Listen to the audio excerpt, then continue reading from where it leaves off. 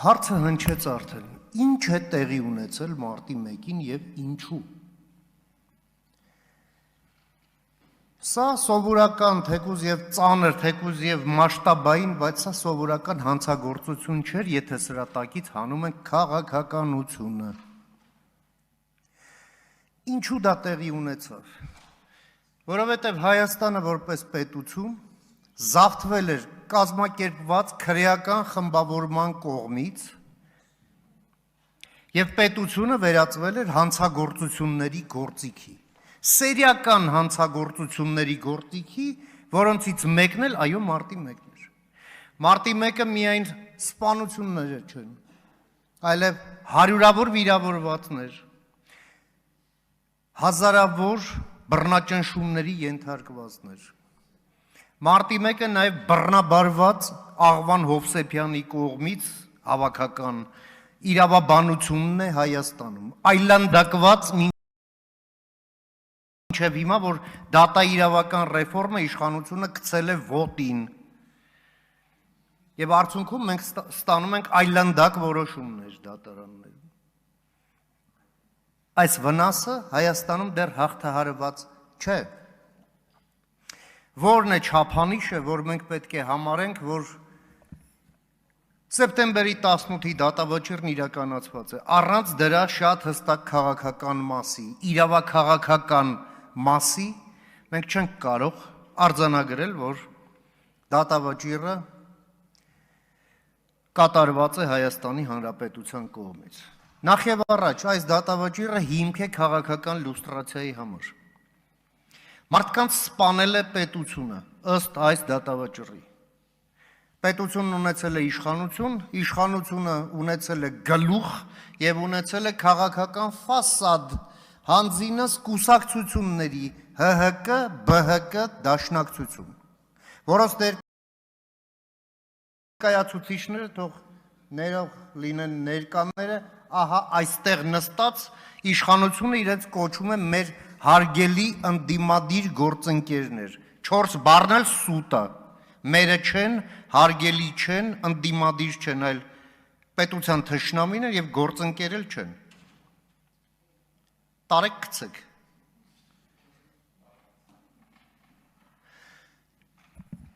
Անհրաժեշտ է, այ օրենք է անհրաժեշտ և այդ կուսակցությունները պետք է լուծարվեն։ Ի վերջո, դրանով անցել են իսպանացիները, երբ ձերբազատվել են Ֆրանկոյի բռնապետությունից, պորտուգալացիները Սալազարից, Լեհաստանը և Բալթյան երկրները կոմունիստական բռնապետությունից։ Հայաստանն այնպես չի, որ նրանք ժողովրդավարությունից բան չեն հասկանում, իսկ ստեղ մեզ բացատրում են, թե չէ դե կարող է ժողովրդավարական չի, այսպես չի, այնպես չի, օրակարգում նման հարց չունենք։ Ոչ, մենք ռումբի վրա ենք նստած մինչև հիմա և հենց ձեր ընդդիմադիր սիրելի գործընկերներն են ձեզ ռմբակոծում, մեր ներվերն էլ քայքայում ամեն օր։ Էլ չեմ ասում, քանի հատ տերորիստական խումբ է բռնվել ստեղ, որ գալիս է իրենց սիրելի երկրից, չէ, որի հետ միութենական պետության մեջ մտնելու հարցը պատրաստ են քննարկելու։ Խնդրեմ, սենց քաղաքականություն չի լինում։ Դրա համար էլ այո, նրանք մարդ են սպանել և պատրաստ են մարդ սպանելու, եթե միայն թե հնարավորություն լինի ձեռներում։ Ուրեմն, ռեզումեն հետևյալն է, ժողովրդավարությունը բարիք է, բայց այն պետք է լինի բռունցքներով։ Ժողովրդավարություն նշանակում է ուժ, ժողովրդավարություն նշանակում է կարգ, ժողովրդավարություն չի նշանակում լխկած շիլաշփոթ մի վիճակ, երբ ամեն տեղից վերկացողը խելքին փչածը կվերկենա ու կասի ու անպատիժ ձևով։ Ու սա էլ համարում եք ժողովրդավարություն, ամոթավանքի։ Եվ ուրեմն, ի գործ մենք հետևելու ենք դեպքերի ընթացքին և մեր գնահատականներով երևի թե հնարավորություն կունենանք հասկանալ, թե ինչ ենք մտածում այս ընթացքի մասին, բայց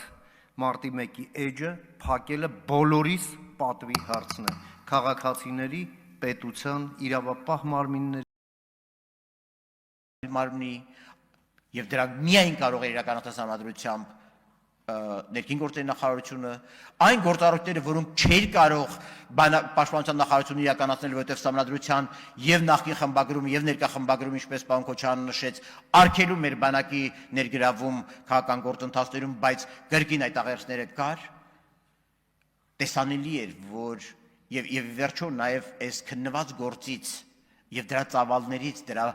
հարյուրավոր հատորներից ակնհայտ չէ, որ հանցագործության պլանավորումը կամ իրականացումը չի կատարել միայն մարտի 1-ին կայացված մեկ որոշմամբ, դա ունեցել է իր վաղօրոք նախապատրաստության փուլը, ցավոք սրտի իր բոլոր արտացոլանքներով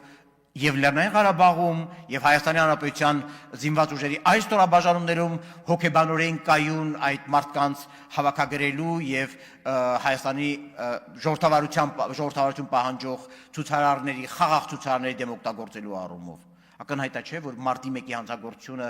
ծավալի առումով ոչ միայն չի ավարտվում 10 անձանց, 10 քաղաքացիների սպանությունով, ոչ միայն չի ավարտվում զուտ ուղղակի իրավական մասով, այլ նաև քաղաքական մասով, որի հետ այո համանագից դժվար է տանել, որովհետև այդ հանցագործության թիրախները եղել են քաղաքական թիրախներ, այնուամենայնիվ։ Երկինք իշխանությունը, ժողովրդավարությունը եւ պատահական չի, որ ես օգտագործում եմ ժողովրդավարության եւ ինքնիշխանության գնդակահարում Երևանի կենտրոնում, այն պարզ պատճառով, որ ժողովուրդը չպահանջի ժողովրդավարություն եւ ժողովուրդը չպահանջի ժողովրդաիշխանություն։ Դուք նկատել եք, որ Եվրոպայի խորհրդի խորհրդարանական վեհաժողովի այդ տարիներին ընդունված բանաձևերը կոչվում էին ժողովրդավարական ինստիտուտների գործառնություն Հայաստանի Հանրապետությունում։ Դա ակնարկ էր, որ ոչ միայն հետ ճգնաժամային փուլում ժողովրդավարությունը կաղում է, այլ որ այդ հանցագործությունը ինքը այն ժողովրդավարության դեմ էր։ Ինքը ժողովրդավարության խոցելիությունն է մեծացրել։ Եվ այո, պարոն Քոչարյանի կոչը օգտագործելու այս եւս մեկ հնարավորությունը, երբ միեդի որոշման մեջ այլևս անվիճարկելիորեն ապացուցված են համարվում այդ ամենի ուղղահայացով հիերարխիկ կազմակերպվածությունը, այդ ամենի ծրագրավորված լինելը եւ մնացած ամեն ինչ, սա ուղղակի հրամայական է դարձնում, որ այս հանցագործության վերավորակումը օր առաջ պետք է տեղի ունենա, որովհետև այդ հանցագործությունը ունեցել է նաև ծանրագույն ազդեցություններ այլ ուղղությունների վրա։ Գիտեք, մի հետաքրքիր դրվագ պիտի պատմեմ։ 2008 թվականի մարտի 1-ից հետո բավականին առանցքային երկրի, Մինսկի խմբի համանախագահ երկրներից մեկի չափազանց բարձր դիվանագետ էր եկել, եւ մենք որպես ժառանգության պատգամավորներ, ես եւ